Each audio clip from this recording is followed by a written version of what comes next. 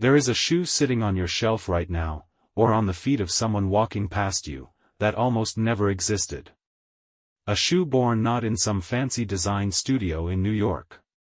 Not in a Silicon Valley startup with millions in funding. But in the back of a tiny factory in Anaheim, California, by a man who never finished school, had zero retail experience, and opened his very first store without even having change for a $5 bill. This is the story of Paul Van Doren. A poor kid from Boston. A floor sweeper. A dropout. And the man who accidentally built one of the most iconic brands in human history. Chapter 1. The Boy at the Racetrack. Boston, Massachusetts. 1944. A 14-year-old boy walks out of school one afternoon and never goes back. His name is Paul Van Doren. And honestly, school never made sense to him. He was restless. Bored. His mind worked differently, always calculating, always observing, always hungry for something real.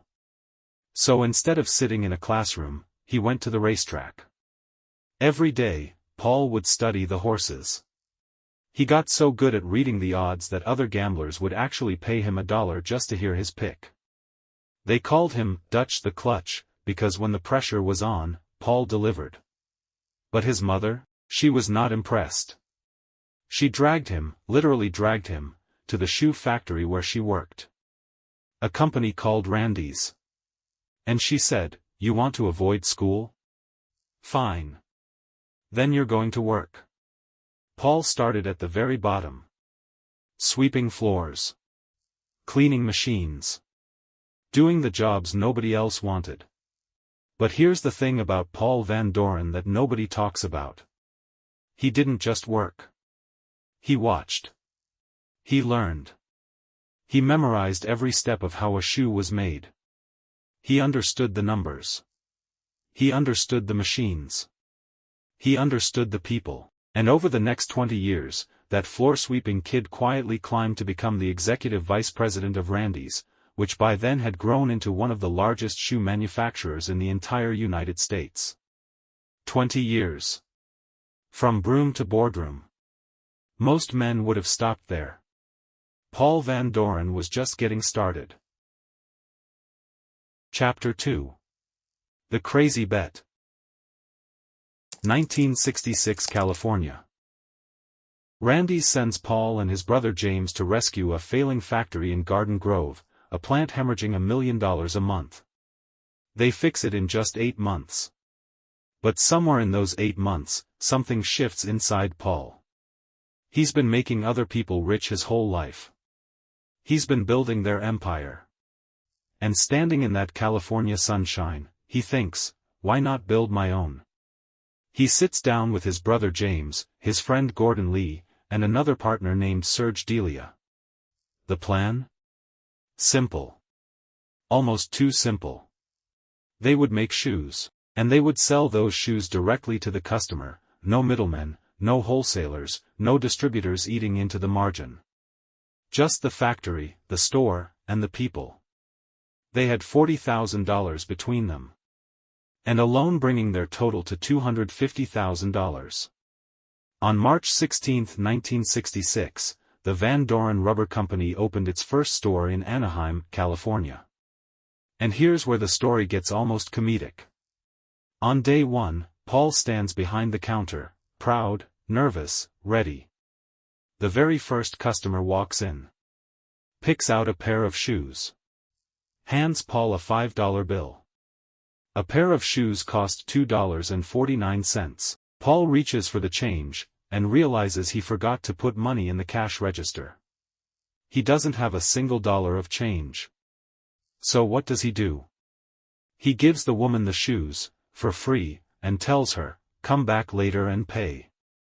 He does this all day. 16, maybe 18 pairs of shoes. All on trust. All on a handshake and a promise. The next morning, Paul shows up not knowing what to expect. Every single one of those customers came back. Every single one. And right there, in that moment, Paul Van Doren understood something profound about business that most MBA graduates never learn: people will always rise to the level of trust you extend to them. Chapter 3. The skaters change everything. The early years were steady. Honest work. Custom orders. A growing loyal customer base across Southern California. But then something unexpected happened. Skateboarders found Vans. In the mid-1970s, skateboarding was exploding across California. Kids were taking over empty swimming pools, inventing tricks, building a whole culture out of concrete and wheels. And they needed a shoe that could handle it. Vans' waffle sole, that thick, grippy, almost ridiculous-looking bottom, gripped a skateboard deck like nothing else on the market. Skaters didn't just wear Vans. They lived in them. They broke them, beat them up, wore them until the soles fell apart, then came back and bought another pair.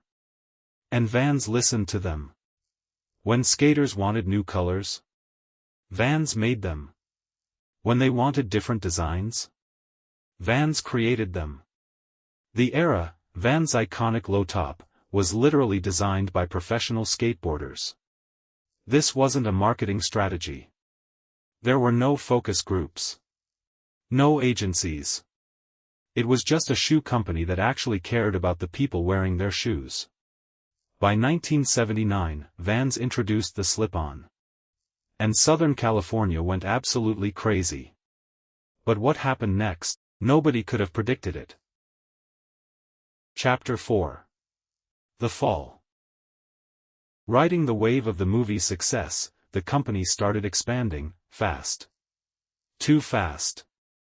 They moved beyond canvas sneakers into snow boots, cycling shoes, and a dozen other product lines they had no real expertise in. Competitors flooded the market with cheap knockoffs of the checkerboard slip-on.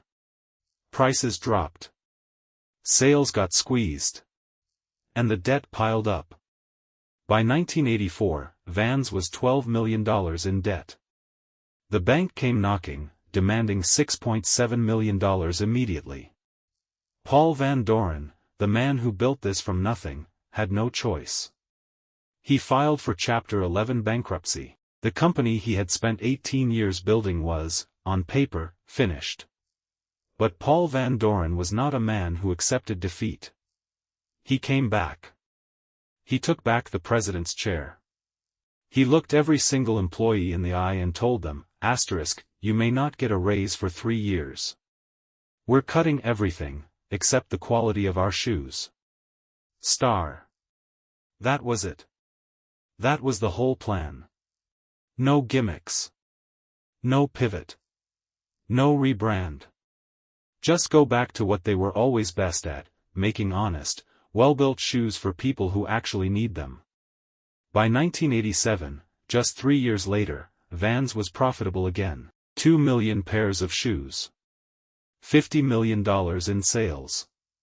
They paid back every single dollar they owed. Chapter 5. The Legacy.